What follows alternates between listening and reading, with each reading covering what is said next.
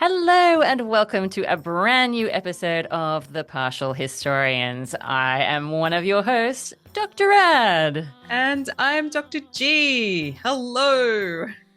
This is going to be a tough one, I think, Dr. G, in more ways than one, because for listeners who might be listening at a different point in time, we are currently recording in the midst of an Australian summer as affected by climate change. It is a heat wave, a tropical heat wave. Exactly. We're having a heat wave. That's a Marilyn reference in It case is. picked up on that. I knew you'd figure that one out. But not only that, Dr. G, of course, we are in a year that seemingly never ends as far as ancient Rome is concerned. The hottest year on Roman history's record, 390 BCE. Oh yeah, yeah. I knew it was going to be a big one, but it's even surprised me.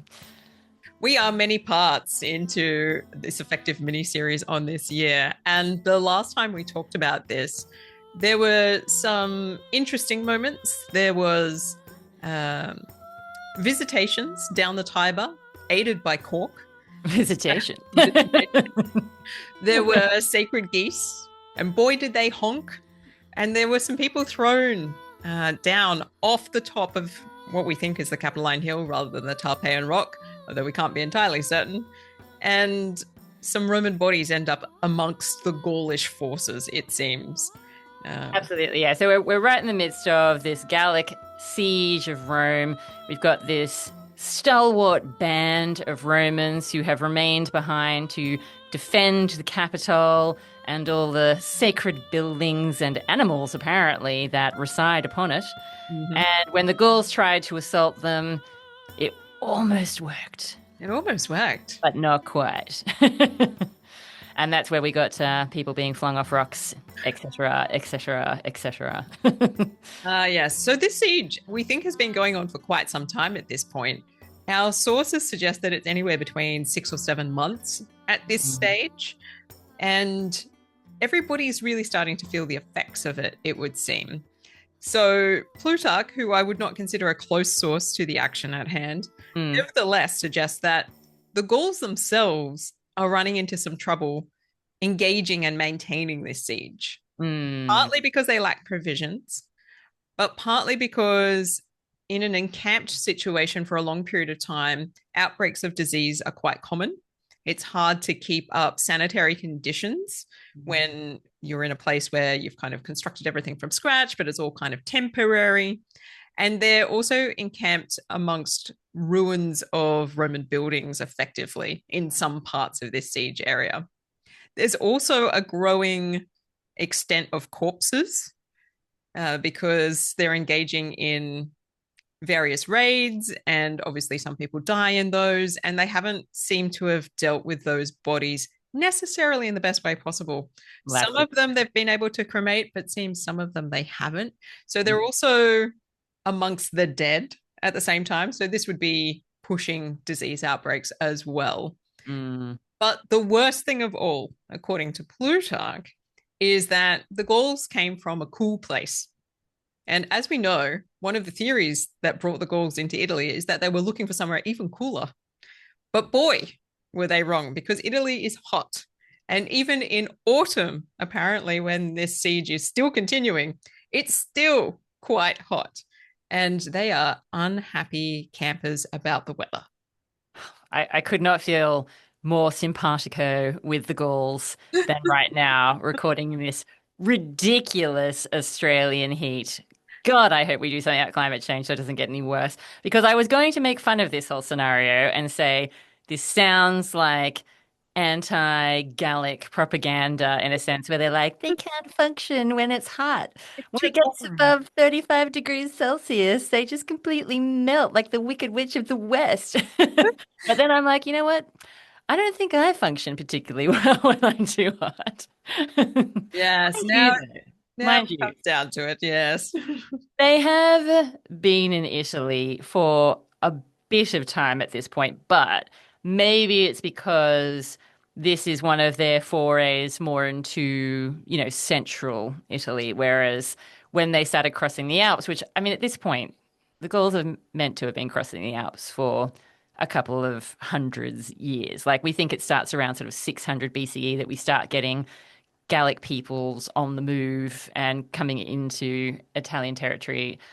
But I think they have tended to stay further north, which for anyone who's been to Italy, it is a bit of a different climate to other parts of the country. Very much so. Much cooler, maybe more delightful if you prefer the winter time. But now they're in central Italy, and doesn't agree with them. Not in their constitution, it would seem. Physically, they're having a tough time. Yeah. No, look, this is what Plutarch has said is very much what Livy says. He says, look, the siege is obviously terrible because the Gauls aren't making the headway that they need. They weren't necessarily planning on this whole situation. It was somewhat foisted upon them, if we are to believe our accounts, by the Romans' terrible behavior. Right. You can't deny an insult like that and just walk Well, away.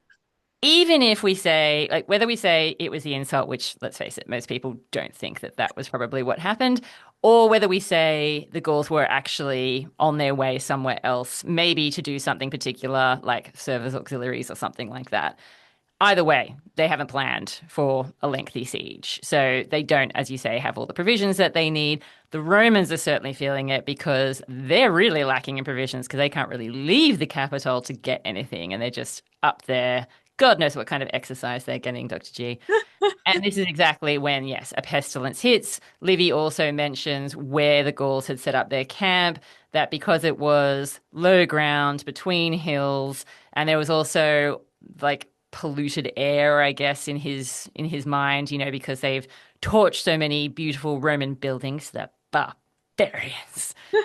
It's just not good. And he also mentions the corpses and the fact that they kind of had tried to dispose of some bodies. They've made like mass burial pyres, but when it comes to people who've maybe died just, randomly in like a little siege, they're kind of like, nah, it's just one body. I don't know if I can be bothered setting it on fire. Bad choice. Bad choice. At Yeah. least bury it. Yeah, and so this is what drives the Gauls to seek out the Romans and to try and enter into a truce, get some talks going, see what they can sort out here. Yes, this is an interesting moment because it seems like the siege actually becomes a bit of a fizzer.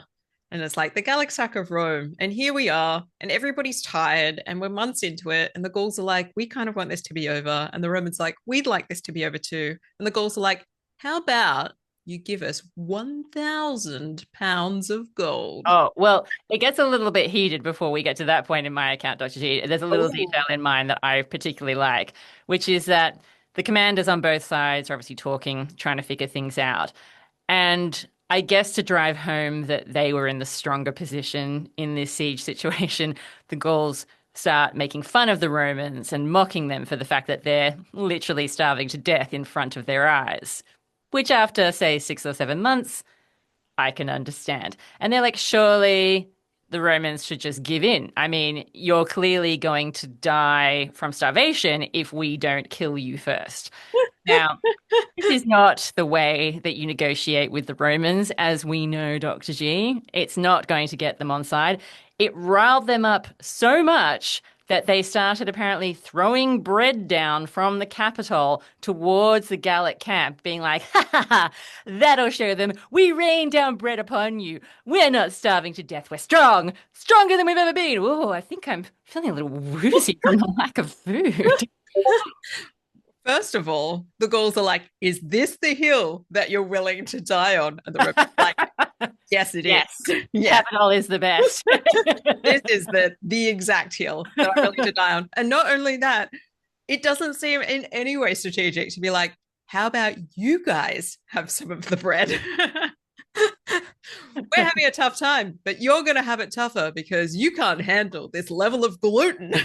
That's right. Yeah, exactly. We know how you guys are. You can't handle the food here. You can't handle the climate here. Get out of here. Good luck with this bread. Yeah. Like, My I will eat. commentator, my commentator believes that this little tidbit that Livy includes might have been something that's trying to explain the development of the cult of Jupiter Pistor, which is the story that turns up in some other sources like Valerius Maximus and Ovid, etc., etc. Lovely. Well, I mean, this is the thing about the way that our stories are coming together at this point in time. As we've talked about, Livy's drawing on multiple things. He's using earlier analysts. He's also using probably family histories that have been passed down. They might be oral stories. They might be oral stories that became something that was written down or preserved in some other way. He's using archaeological sources like inscriptions, etc., etc. But one of the things that might be influencing him is this antiquarian tradition as well, where the Romans are obviously trying to explain all sorts of details about their culture. And that's particularly flowering at the time that Livy is writing, probably because Rome has undergone such a troubled century in the sort of late Republic and early Empire.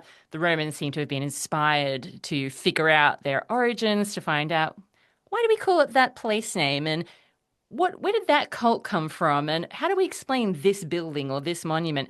And sometimes they might have come up with things at some point to try and explain why something is the way it is. And obviously, it's really hard for us to trace exactly how strong their evidence is for these stories they're coming up with. Another example of that is the story that we talked about last time about the crucifixion of the dogs, Mm. which happened every year. Obviously, with the whole thing with the geese and the dogs and the assault on the Capitol. And if you don't know what I'm talking about, you need to go back and listen to that episode. Again, it's one of those things where it's obviously a tradition that has survived, but is this really what happened? Is this really why the Romans had this cultural practice? Or is this something that's been woven into the account of the Gallic Act to try and explain a custom that people have kind of lost track, perhaps, of exactly why they do what they do? Yeah, fair enough. There is a sense in which the Romans are definitely trying to figure out what their identity is like. And this is a landmark event in their imagination, at the very least, because we don't have a lot of archaeological evidence to back up We this certainly don't. Gallic act. And so, even this idea of a Gallic invasion that moves so far down into central Italy is difficult to navigate from an evidential perspective as ancient historians.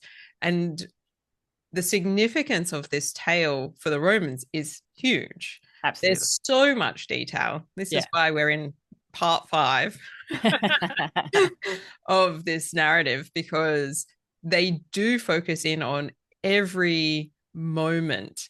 And this idea that eventually what it sort of boils down to is this embarrassing exchange where Rome gives up, essentially.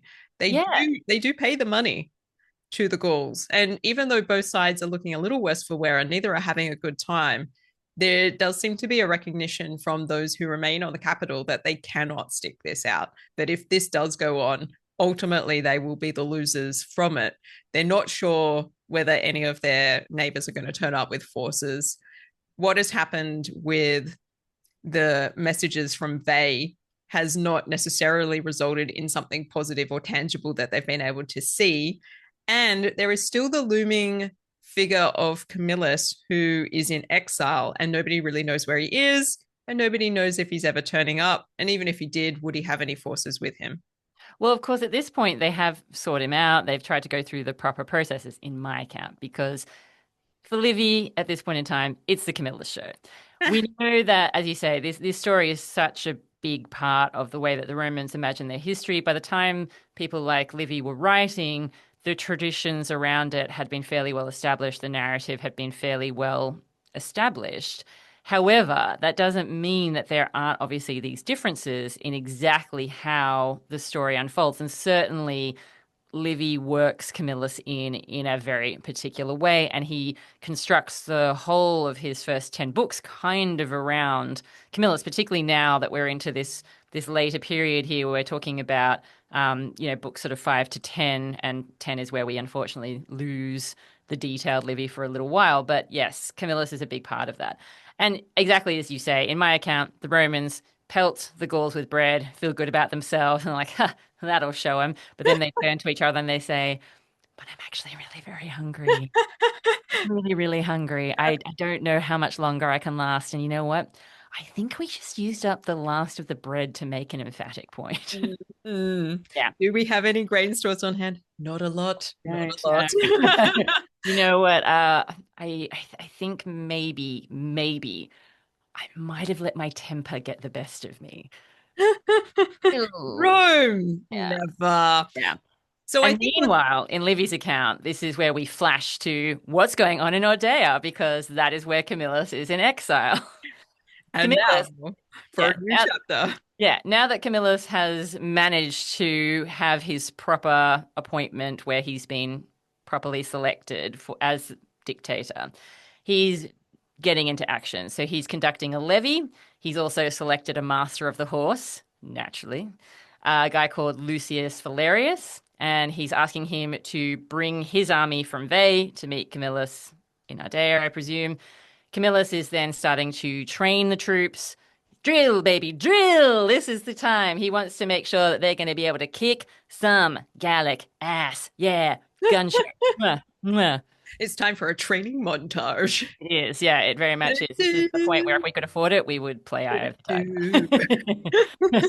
He's got them punching Yeah. meat in butchers' shops, in warehouses. He's got them in grey sweatpants. Yeah. They're running up and downstairs. It's all happening. It's all It's all happening. happening, yeah. Look, I don't want to ruin Livy's show just yet, but I'm just going to put a flag here to say that the stories that Dr. Rad is about to tell you from Livy are highly conjectural. What? I can't believe you're throwing me under a bus in front of the listeners, Dr. They're watching. They're listening. They can hear you. Listen carefully, listen well. Warning. Sorry, it's very Warning. confusing at the moment because we're kind of video recording this as well as audio recording this. So I'm like, I don't know who to address. Do I address YouTube? Do I address people who have just got me in their ears? I don't know. Okay, so back in Rome, we're switching back. Okay, we've gone from the butcher storehouse to Rome. So the army on the Capitol really is at their absolute lowest at this point in time. They are well worn down, not so much from fighting the Gauls, just doing their regular duties that they have to do, which I presume means, standing guard, being sentries, and presumably helping each other out to keep life turning as well as it can up there on the Capitol, because we know that some of them have family up there. It's not just fighting men. There and then obviously the level of starvation, that old chestnut, of which I'm sure it's much worse by the bread display earlier. Mm. They are desperately wanting to hold out until Camillus shows up because that's the plan as far as they're concerned. Camillus has been made dictator. They're watching, they're waiting, and nothing happens. There's just nothing on the horizon. They don't know what Camillus is up to. They unfortunately can't hear Eye of the Tiger from the capital. Ardea is just a little bit too far away. And so they're almost getting to the point where they're too weak to even wear armor when they're on the lookout. They are at that level of starvation, which actually does sound pretty somber and terrible. Yeah. No surprises. So the Romans are starting to discuss what are we going to do in terms of surrender? How do we handle this whole situation? Do we literally just surrender, get us the whitest piece of fabric that we have left after being up here on the Capitol for 7 months and wave it? Or do we do something like, say, ransom ourselves to the Gauls?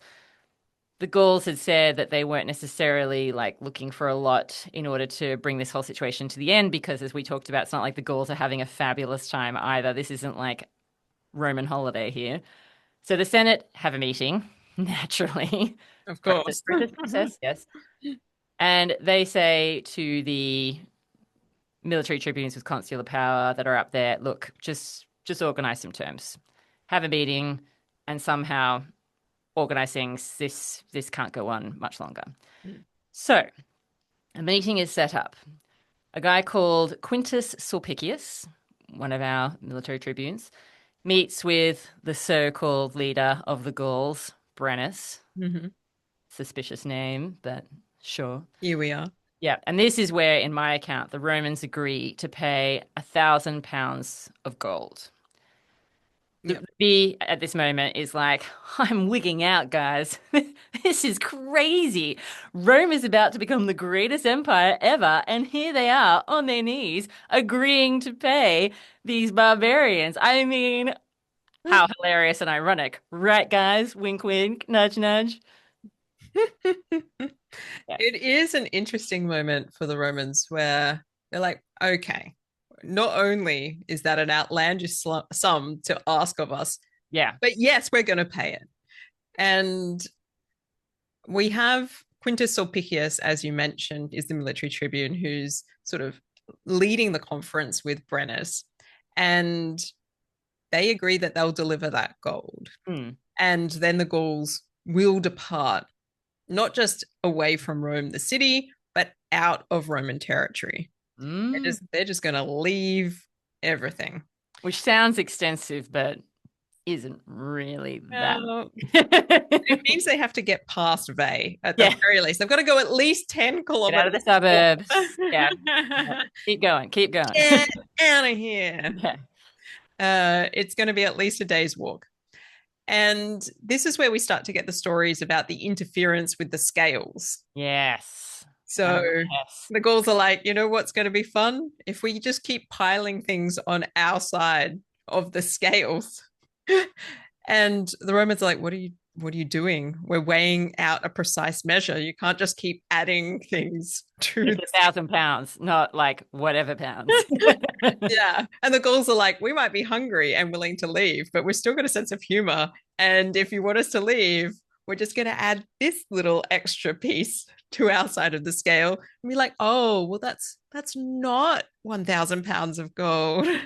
And the Romans are like, you've got to be kidding me.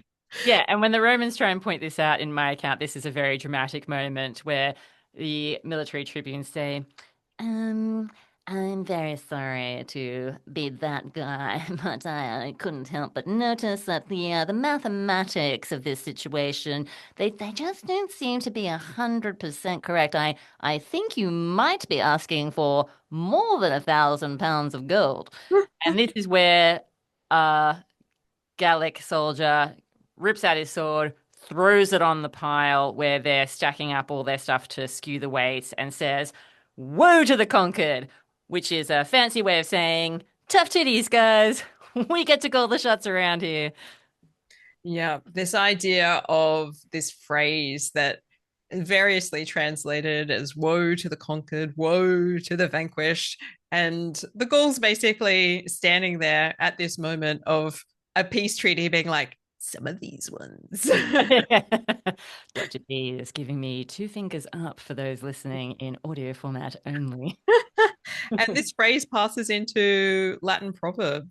It becomes a thing that they say to each other. It does. Well, and this, it's no wonder the Romans go back to this supposed moment because it's obviously deeply shameful that not only was their city taken, not only did the Gauls steal a bunch of their stuff and set a bunch of their buildings on fire, allegedly, not only did they massacre the elderly patricians, senators, whatever you want to call them, and not only have they continued the siege for a number of months, but they haven't been able to get themselves out of this situation. And now they're actually having to pay to get these guys to go. I mean, I can't really imagine much of a lower point for the Romans at this moment in time. This is a huge low point. I don't think Rome has ever been so low.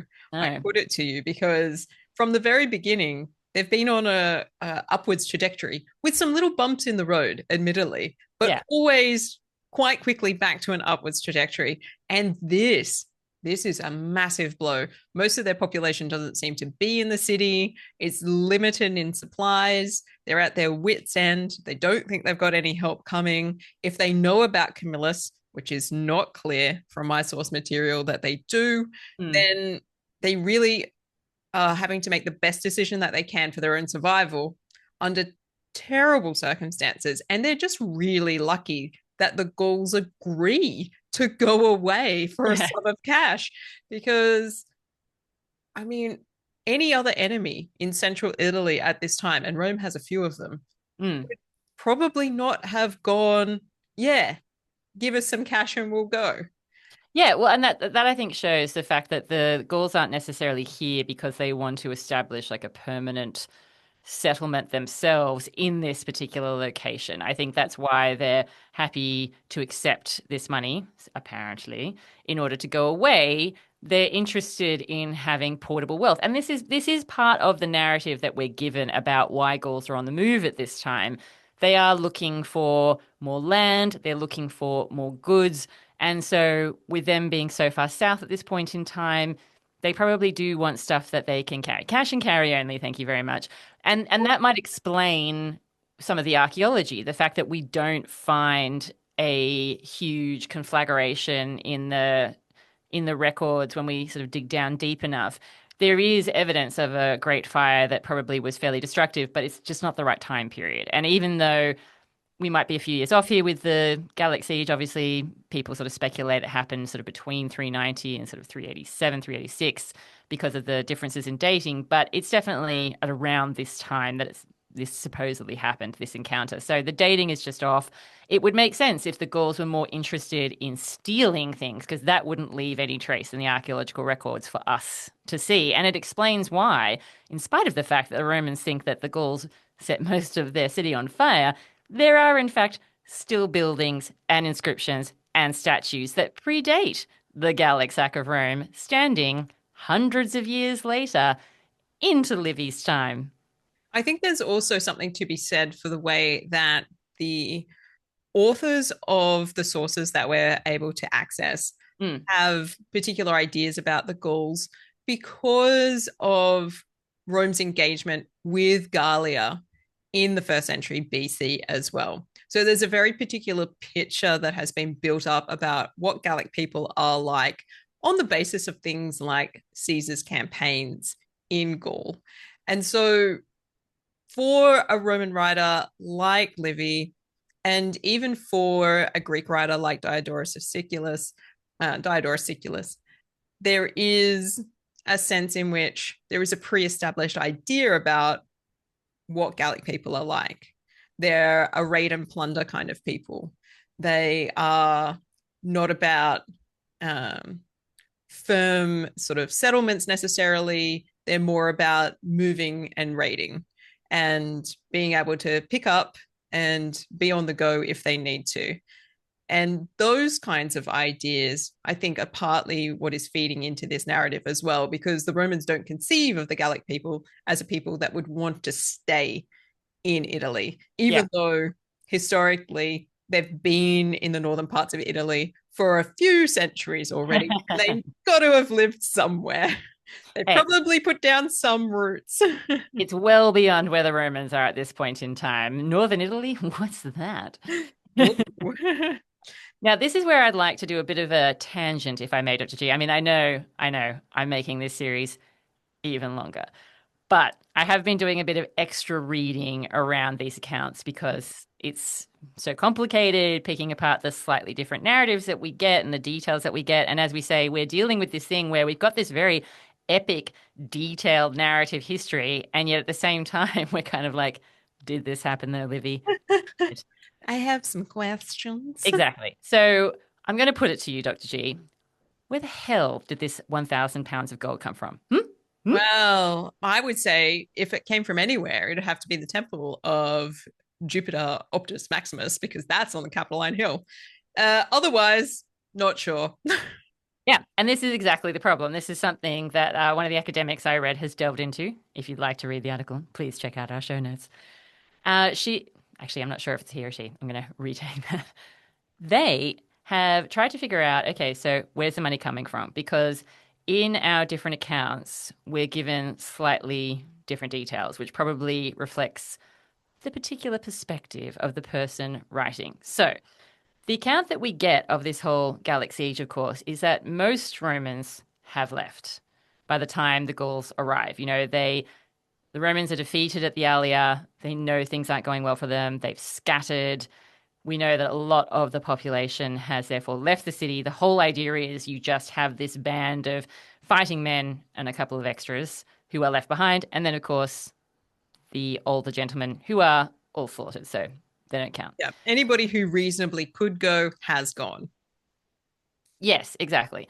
And we know that because this was seen as such a monumental moment for Roman history, obviously this is a story that was told and retold and, was slightly reworked over time, depending, I guess, on what the Romans needed to sort of get out of it, I suppose.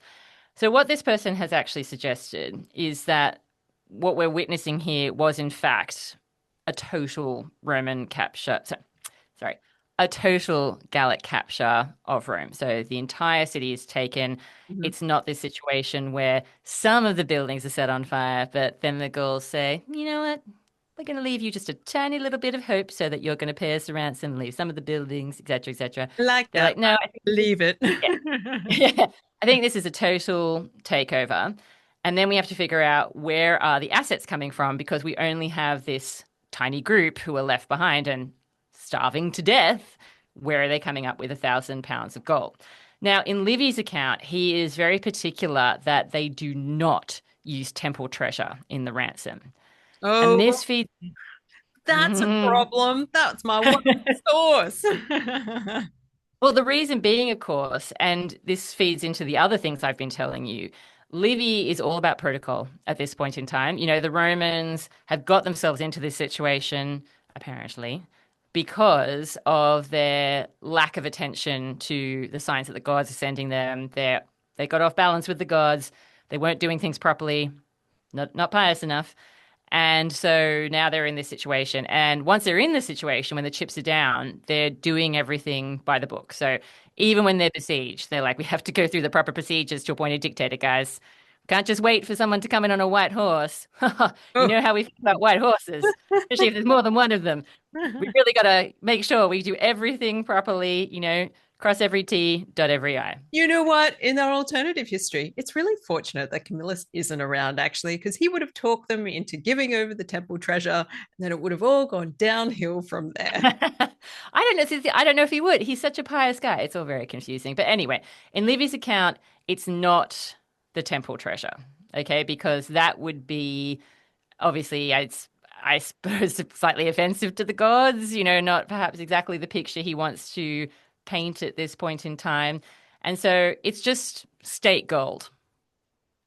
I mean, I guess it's possible that they just have some state gold with them because, as I constantly point out when discussing climate change, you can't eat money, so you may as well use your money to fix the situation around here.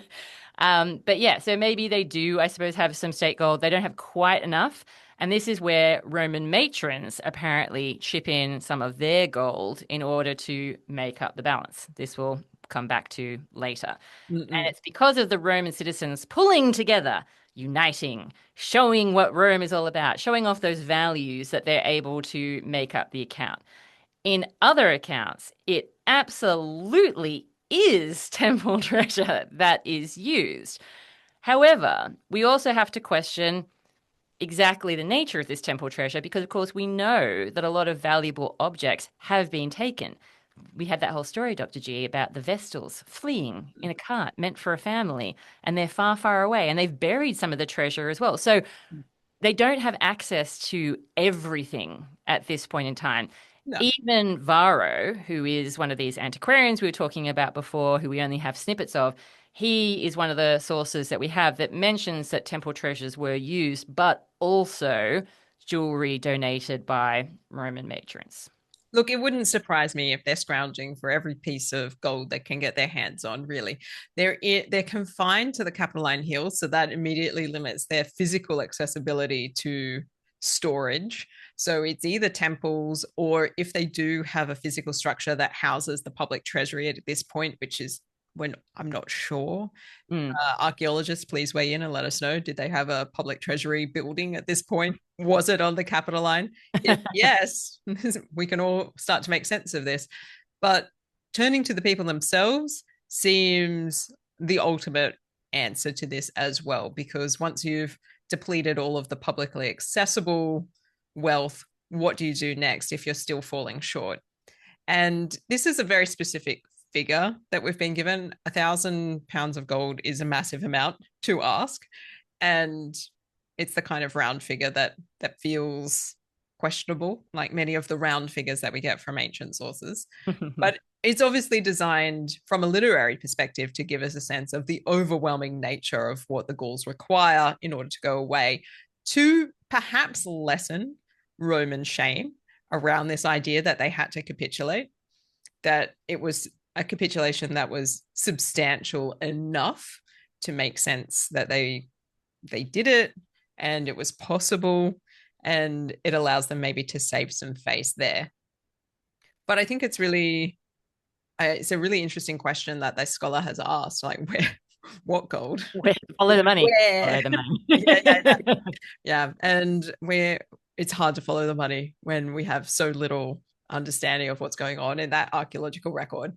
Well, yeah, the more they pulled these threads, the more I was like, oh my God, they're totally right. Because not only have all the Romans gone, not only have they apparently removed a lot of the valuables for safekeeping, but the Gauls have then plundered the parts of the city that aren't that the Gauls have then plundered all the rest of the parts of the city apart from the capital. So it's not like the Romans can sneak out and get their little piggy bank from their house that they left behind. It's all gone. Although maybe that's exactly what they did. I mean, we had that priest who snuck down into the forum to conduct Well, not snuck. He just walked out. He was just like, yeah. "Get my way. I've But got a if, ritual to but perform." if he could get away with that, maybe everyone's like, you know what? I'm just going to do a quick sneaky run to my house. I'll be back. And I'm they now come back. picturing a Gallic warrior with like a spear held above somebody's head as a Roman, pulls aside like a fresco and is like Yeah, getting into their wall safe.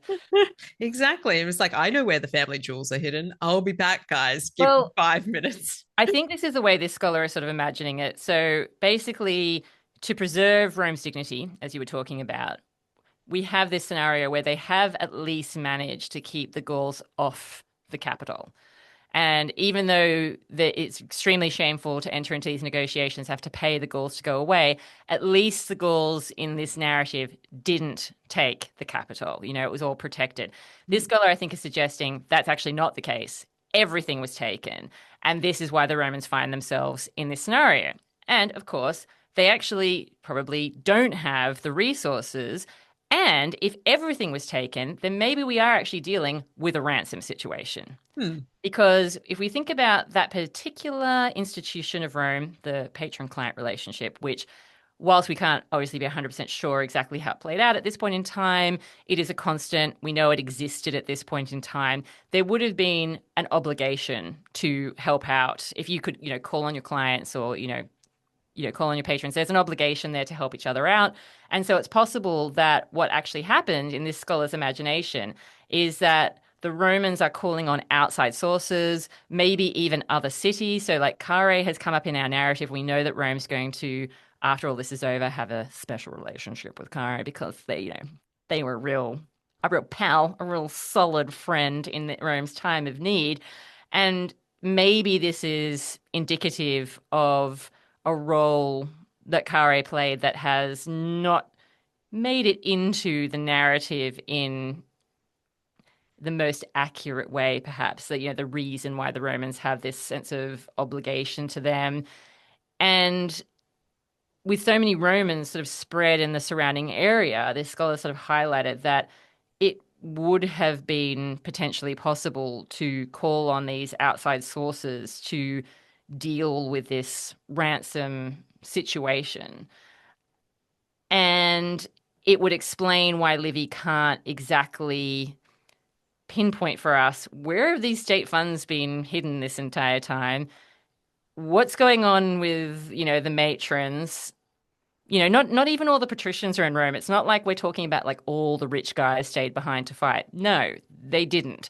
It's just a select group of people. So it's just a question of, it doesn't seem likely that they're going to have everything that they possibly need, particularly if they are completely under Gallic control and the capital was potentially actually seized at this point in time. Yeah, definitely. And thinking back to earlier accounts of this same situation, we know that even though some of the women stayed, that the men weren't happy about that. They thought they were just going to be a burden. Well, I mean, Dr. G, women can't fight or do anything useful. Not from a Roman perspective, that's true. But maybe they were making the bread. Goodness knows. If I was a matron who had finally made some bread and then my fellow men had thrown it off the capital line at I the mean, schools, I come would on. be Yeah. rueful. Talk about the mental load. Ugh.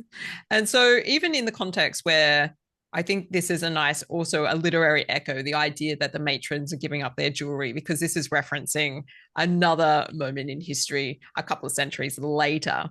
Yes. That Well, this and is, also we've had this happen before, not that long ago as well, like where matrons yeah. have given up. Yeah, yeah. And again, probably that one also maybe a literary echo. Yeah. And this idea that in times where Rome is really in strife, that it's Yeah. actually the women who come forward and do the thing that needs to be done Mm. in order to get things across the line. And so Rome has this sort of ongoing narrative about itself where when push comes to shove, it is the matrons who stand up. And it makes all of their narratives around women being unhelpful or not useful, not in their place, blah, blah, blah, blah, blah, all the misogyny, incredibly infuriating because every time the Roman men have ruined it to the point where it's not working anymore, those women stand up and say, fine, you know what? I'll get us out of this. Getting a big scenario here. Okay, so the starving Roman men have just pelted Gallic soldiers underneath with the remaining bread that they have left. And then they turn around, their anger kind of disappears, and they're like, what are we going to do now? And there are some women just sitting there on a couch, and they're like, well, well, well, who needs my help now, boys?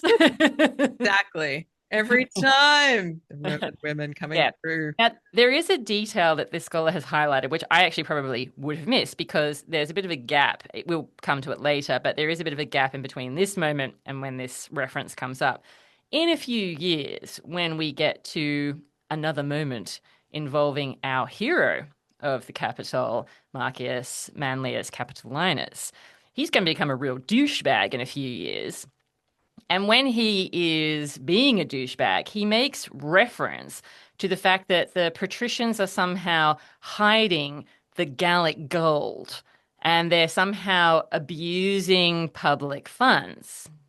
And it's thought that this could be a reference to the fact that it is definitely the plebs that have managed to escape with all their movable wealth, which might be more than usual because, of course, we've just had the conquest of Veii.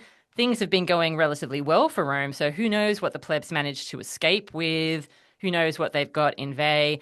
But these people who have pitched in to pay this ransom, if they are indeed from outside of the city at this moment in time, they then obviously want that money to be accounted for in the aftermath of this ransom being paid. And there's this very brief reference that sort of indicates that Livy knows, or at least he's repeating something and maybe he hasn't even picked up on, the significance of what he's sort of saying here, but that there is something else that's gone on here that's been kind of concealed in his Mm. original narrative. Well, look, like I said earlier, I think Livy's account has some question marks over it. So, Well, it does, because, of course, one of the things we're going to get into in the aftermath, and I'm sorry to give this away, but there is going to be disputes about land, as we're going to go back to that old chestnut in a few years. And it's possible that one of the reasons why this pops up is because the plebs contributed to saving Rome in this moment. And therefore, when we're talking about distributing land, which of course is a form of wealth, a base of wealth, and particularly in this sort of society here, that there is something to do with this moment of crisis in terms of why they feel perhaps they have a stake in, mm, in what's going on going forward after this particular moment. But definitely, I think it makes sense to raise all these sorts of questions. And we're about to get to this moment in my account, and I'm sorry again for spoilers because I don't want to ruin the drama here, but I sort of have to highlight it now. I have no choice, Dr. G. Camillus is going to show up in my account whilst this is all happening. Okay, this is where he makes his Agent of heroic return. chaos back on Yeah, the scene. yeah, absolutely. He's going to set everything to rights. Don't you worry, Dr. G. Here he comes to save the day. But it's possible that the Gauls are the ones that actually get screwed over here. So we have this account, obviously, where the Gauls are being tricksy, because, that's what they're like. Where's their code of honor? But what if it's actually the other way around and Camillus showing up here? Maybe Camillus is showing up to make the payment. Or maybe there's a band of Romans showing up to make the payment, and then they get all tricksy. Huh? Look, Huh? I'm going to hold on to what I've said earlier, which is that there is at least one other scholar in my corner who says Diodorus Siculus has the most accurate account of the stuff that's going on in Look, this. I have read such things, even though it seems ludicrous. And the thing is that Camillus is in no way involved in the Gallic siege, beginning to end. He's not there. He's just not there. And he turns up not only after the Gauls have left, so they've received their payment and keeping to their word, although winking and laughing to themselves as they go, being like, wasn't that a bit of fun? Uh, as they exit stage left, the Volscians enter stage right. And it is only when the Volscians have turned up, being like, ho, ho, ho, Rome, this is the best thing we've seen in the How last the 50 mighty have years. fallen. Look at you now. And the Volscians are gearing up for what they think is going to be a very easy takedown of Rome at this point, because the Romans are just sort of lying on the Capitoline Hill, being like, I'm so glad that the Gauls have gone, but I'm so tired and I don't even know what I'm going to eat because there's nothing up here. And I don't know if I can crawl down far enough to find a piece of bread that I threw 3 days ago. And while they're doing that, the Volscians are like, eh. And it is only then, it seems, that Camillus sort of emerges out of the countryside with a fully fledged force that he's been gathering for quite some time, probably made up from the folk of Veii and people he's come across in the countryside who are also Roman, who are like, oh, Camillus, well, Ah. well. Oh. And he has turned up. And it's the Volsci that he engages with initially, because that's the most immediate threat that Rome is facing. Hmm. Well, look, I am just going to say that Livy's account is far more comforting than this rubbish you are spewing, Dr. G. If we go with Livy's account, then the Romans are not so impious or lame as to use their temple treasures in order to pay the Gauls. They hold onto the capital. There is no complete Gallic invasion. The Romans at least can say that they've done their duty to the city, and then they get Camillus to show up and put everything to right and put those freaking barbarians in their place. Livy's account is the account to go for, because let me tell you, Dr. G, this is the moment where Camillus saddles up, because, of course, the gods are not going to let the Romans be pulverized into the ground because they've been doing the right thing. They've been Mm. making sure that everything is appropriate. Mm-mm-mm. So it's whilst there's argument over the weight where the Romans keep saying, no, I refuse to believe that this is £1,000 in gold. I think you're being a tricksy little Gaul. And the Gauls are saying, ha ha ha ha ha ha. I am so evil. I have no interest in your concerns, Roman accountant. Like, what are you going to do about it? How are you going to stop me? Exactly.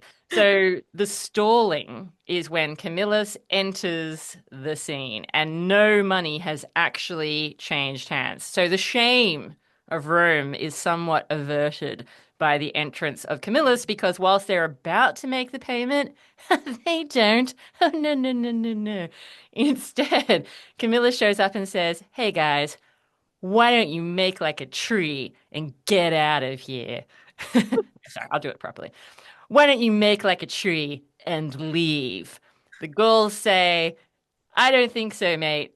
We had a deal. Now, this, of course, is the moment where maybe Camillus is actually showing up with the money. The Gauls are just waiting to get the money. And instead of paying them, Camillus and his band start a war. And the Gauls are like, what the hell? I thought we had a deal. I don't want to say that this is almost unbelievable, but It gets better. there's a Camilla lot of then holes in the says, story. Pish tosh, your deal is null and void because you made it with some other magistrate, some lowly military tribune with consular power, whereas I am dictator. So put that in your pipe and smoke it, King Brennus. Instead of a pile of gold, I'm going to be giving you a steaming pile of war. How do you like that? I do like how the Romans have turned into British Imperial, aka Star Wars style. Entirely unintentional, I assure you. I'm just looking at Livy's account to the Mm. letter. Look, so problem number one, the timeline. Camillus is not here. He's just not here. He's somewhere else. He doesn't turn up. The money definitely changes hands as far as Diodorus Siculus is concerned. The Romans give over the £1,000 of gold. The Gauls start to walk away.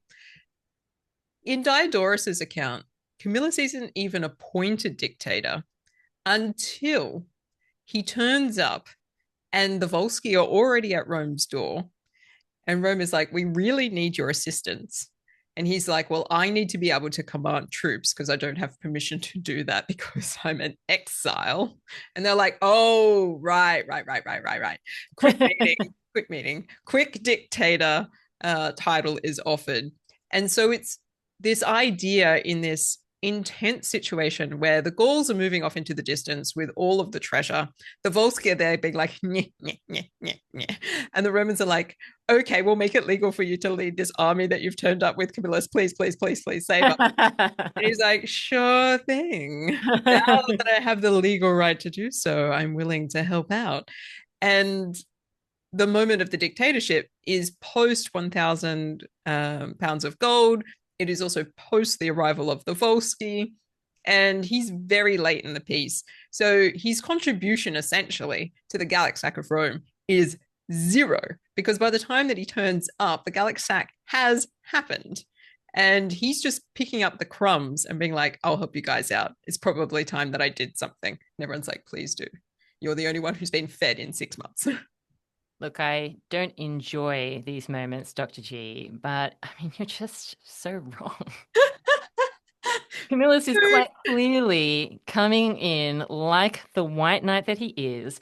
He then turns around to the soldiers that he's been drilling Rocky 1975 style and says, throw your packs down on the ground, get your weapons. We're going to win Rome's freedom through iron, not gold. Who's with me? And everyone loses their minds.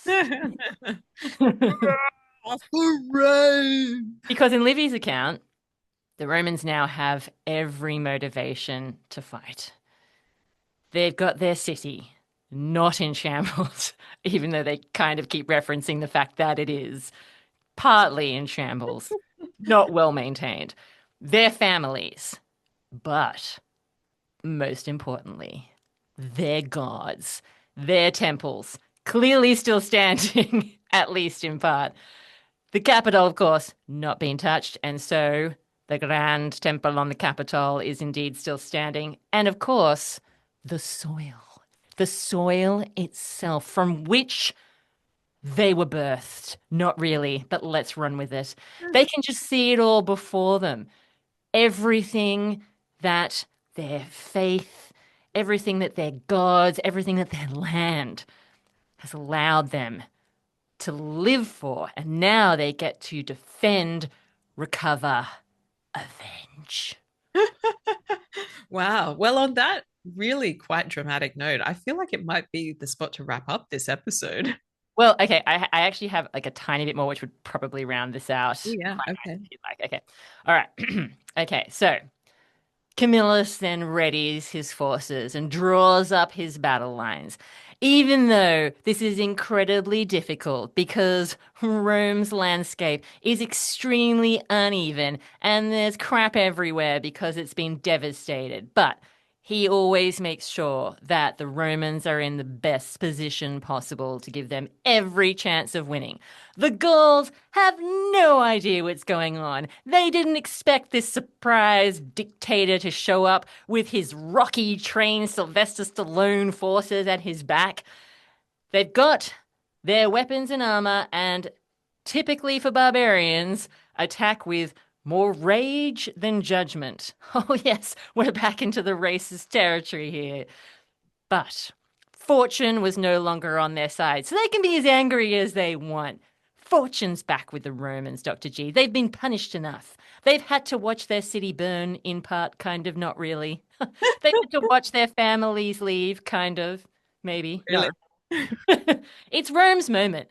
And so the Gauls are very quickly overcome. I mean, considering the siege has gone on for as long as it is, it's almost too true to believe. It's almost too hard to believe that they are so easily overcome. But this is Alia Part 2, Judgment Day.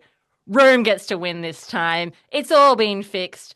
There then comes a second battle, which is described as a more regular engagement, which I presume means that everyone knows it's coming this time and they're, properly attired and ready for it and that kind of thing. Please, I've got to put on my military boots. I'm not ready. I didn't even put on my eye makeup. My hair's still in rollers. It happens about 8 miles out on the Gabinian Way, where the Gauls had withdrawn after their first disastrous defeat by Camillus. But, I mean, with Camillus on the Roman side, do they even stand a chance? No, they don't, Dr. G. They definitely do not. And they are defeated again. Wow. Wow. Exhausted as a Roman has been on the capital line for 7 months. Well, look, I look forward to our next episode together where I will tell listeners and your good self the true history of what happens with Camillus and the Gallic sack of Rome. Oh, I don't think you can come back from this, Dr. G. Livy is quite clear that the Gauls are massacred and there's not a single survivor. So, I mean, there is a lot of that ain't the to work truth. with here. I don't know what is. I mean, Camillus, this is like, another second founding moment. He's secured Rome, able to head back to Rome victorious. I mean, just everything's just perfect again. Everything's fallen into place. It really is. I mean, is there a limit how many times Camillus can save Rome? I just don't think that there is. Yeah, look, definitely not. I mean, he's done it again. Yep. Everyone's turning around and saying, you know what? We're going to start calling you Romulus because you are the second founder of the city, Camillus. Ooh, dangerous times. All right, Dr. G, now that I am spent with all that drama. Much like the Romans themselves after these adventures. Exactly, yep. I think it's time for the partial pick. All right, Dr. G, please tell us, what is the partial pick? Well, we're going to rate those Romans according to their own criteria that we made up. They are up for a total of 50 golden eagles, 10 in each category. The first category is military clout. Well, I mean, can you really put too many eagles on the fact that the Romans have just killed all the Gauls that were besieging them for so long? You have to think about this in terms of the 80% of the episode where they were starving to death on the capital hill. I'm taking a Livian approach where I just focus on the good stuff that makes Rome look better. Only interested in results, guys. Results only. Yeah, look, I'm unwilling to overlook the 80% of the terrible times that they had where there was not a whiff of military clout. There was, in fact, mostly the breeze of things going badly. Yeah, okay, look, I will concede that it's probably likely that Rome didn't have a good time at this moment, whether it was 390 BCE or 387 or whatever. Probably not great. No. Not ideal. I'm glad that they've made a comeback. If we're just basing it on Camillus's military clout. Yeah. According to Livy, which question marks. I have 2 ratings this time where like one's the Livy version, one's what really happened. Yeah, look, I think that it might end up being the case that we give a really high score now because Yeah. Livy's version is so powerful. And then we might give a very different score later when we get through Diodorus Siculus and what he has to say about the same situation. Okay, let's do So it. Let's it look at the just, Sunshine and Lollipops version. as military clout, Yeah. and if we're thinking about what Camillus has done, according to Livy, very powerful, Yep. very moving. Yep. I mean, it's Not called just Roman strategy. Like, not just the surprise battle, but also the second Alia, the refounding, the Romulus thing. Obviously, that's a 10. Like it does not get better than that. I know. I mean, it's like a total do-over. It's literally the sequel, but it's better than the first movie, and that never happens. Yeah, don't turn it into a trilogy because then things go downhill. Stay with the second film being the best film. Oh, Livy's not done with Camillus yet. He actually is a bit like Rocky in that he will keep coming back even when he probably shouldn't. Ooh. As long as we get to the Michael B. Jordan films later, that's fine by me. So, military clout, I'm happy to offer Livy's account just on the basis of just how dramatic it is and how fulsome Camillus's powers are. It's definitely a 10. Oh, thanks, Toshi. Yeah, well. All right, what's our next category then? The second category is diplomacy. Ooh, okay. Well, there is some negotiation going We on. finally have some diplomacy. There's definitely people from different sides coming together. Yes, it's not great. Either the Gauls were very deceptive and using their power to exploit the Romans, or the Romans struck a deal and then stabbed them in the back. I mean, the good news is that we don't have to rate the Gauls because it's not their problem, and we only care about what the Romans are up to, really, I think. This is true. Either way, I think whichever account you look at that we've talked about today, I think it's probably good for the Romans. The tricky thing is there are other accounts that we haven't got to yet of how the ransom was actually recovered, which is not by Camillus or a Roman army, possibly by the people of Carrhae, or maybe even one of Tiberius's ancestors in some sort of single combat later on. Didn't mention Spoiler alert. my account. Spoiler alert. Yeah. Yeah, we won't get to those. So, as terms of how the diplomacy has gone for the Romans in the version that we've looked at, which is Yep. predominantly Livy at the moment, but Yep. also a little bit of Plutarch, Yep. the diplomacy has been the Romans have done their best. And even when the Gauls have goaded them and poked them and been like, whoa, to the conquered, and all of that kind of stuff, and uploaded the more items, uploaded, put Get the more t-shirt, get the merch. Yeah. whack another shield on the scales, Yeah. and are having a cheeky time about it. The Romans have matched them Yes. to get out of this situation. So the Romans, for the first time, maybe, have been pretty proactive in their diplomacy because they're at their wits' end and they know that they're in a corner. They must do something.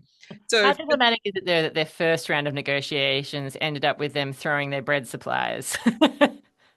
well, we can certainly I don't approve of throwing score. baked goods in diplomatic situations, Dr. G. It's a waste of a good pastry, that is. And I disapprove from a love of carbs perspective. So I think diplomacy maybe a 5.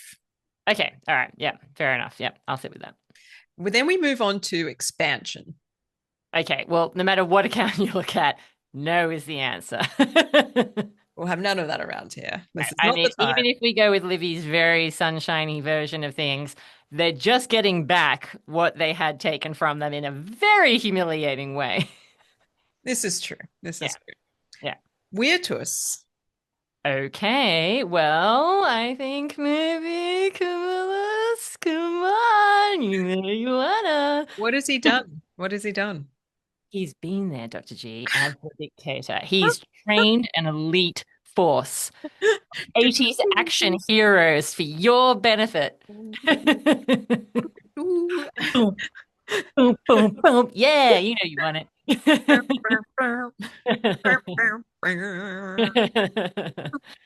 Yeah, no, I think Camillus definitely deserves some points here if we're But sticking. is that virtus? I mean, that's military prowess, sure. That's training up some people, that's getting people fired up.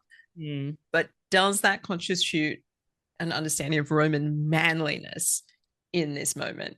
I'm I not feel sure like it that it's. does because of what he says to them. When he turns up and the Romans are trying to be diplomatic about the fact that they're starving to death and the Gauls are piling shields onto the weights, and the Romans are like, I don't really have the strength to raise my index finger, but I must object to these goings on. It's just not cricket. Camillus shows up in this moment and is like, we're not paying you a goddamn thing. You can take your crap and get out of here. We're going to win it back through military prowess. I kind of feel like that's got a bit of a weird twist moment. Mhm, mhm. Maybe not like a 10, but I feel like it's something. And then he massacres them, kills every single Gaul. Every single one. Yeah. I Wow. mean, practically single-handedly. Now I'm embellishing my embellished account, but why What not? a man, what a man, what a man, what a mighty good man. He's a mighty, mighty good man. Oh, Camillus.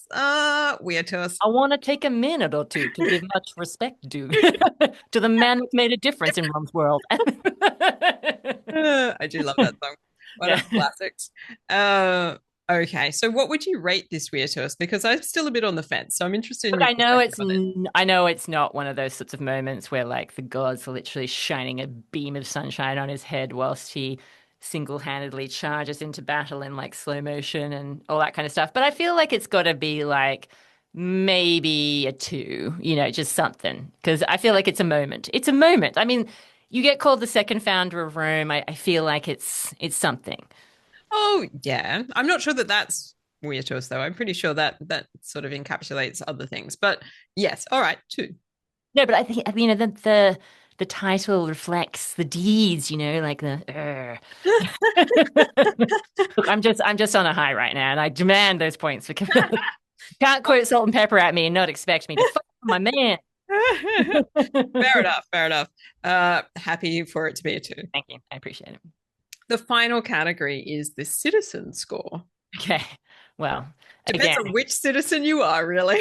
yeah, I mean, yeah, if you're in exile, maybe it's all right. Yeah. But if we go with what was suggested by the academic I read, then they're having to pay tax and they're not even in the city. Ugh. Mm, Yeah. not a lot of benefit there. No, But I mean, the women are involved, Dr. G. The women. even the women, Yeah, that's not a good sign. I saw gold jewelry. Yeah. They don't have any anymore. They don't have any. They've given it away for a good cause, Rome itself. Even though I'm so weak from hunger, I need to have a statement necklace. Old, bloody, upright, show off, decolletage. And don't make me give up the family jewels. I'll die with this To brooch. have a shiny ring so when I flip the gauze off, it sparkles in their eyes. Uh, so it's not a great time to be a patrician matron, I would say. No, well, I mean, nobody. Not a I mean, if great you're in time. the city, you're starving to death and Yeah, possibly taken captive. not ideal. If you're Yeah. in Bay, you're kind of looking wistfully over yonder, being like, I don't know if this is going to work out for us. And if you're in Camillus's training camp, you're probably like, let's get jacked. Well, I mean, let's face it, is that a good time? Not a good time in my books, Dr. G. That's why I've never been fit a day in my life. So, yeah, I think if you're in whether you're in the Rocky montage or whether you're in exile somewhere else or whether you're starving to death on the Capitoline, it's not good. Okay, Phyllis well, is the only one having a good time right now. he does count as a citizen as well, I suppose. So it sounds to me like we're dealing with something between a 0 and maybe a 1. I think 0. Yeah, it's got to be 0, I think. Yeah. Well, done and dusted. All right, Dr. G. That means that, surprisingly, the Romans have once again managed to get a far higher score than I thought. But let's face it, that's mostly down to Livy. So, Livy, this one's for you. Rome gets 17 golden eagles. None of them probably deserved.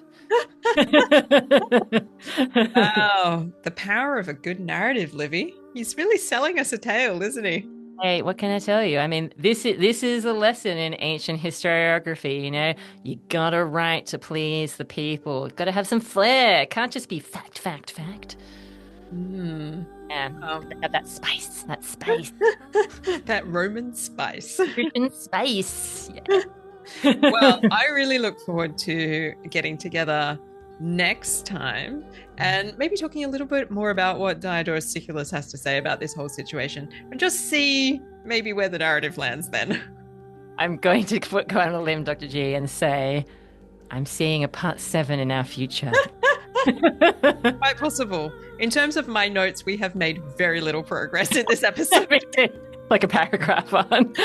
I've gotten through 2 dot points. It's really not enough. I thought I'd get through maybe 5. Right, just, you know what? You've got to follow the money, Dr. G. You've got to follow the money. Mm-hmm. Oh, yeah. Well, I'll continue to do that in my research, and we'll see where that leads us next time. See you, Dr. G. Farewell. Thanks for listening.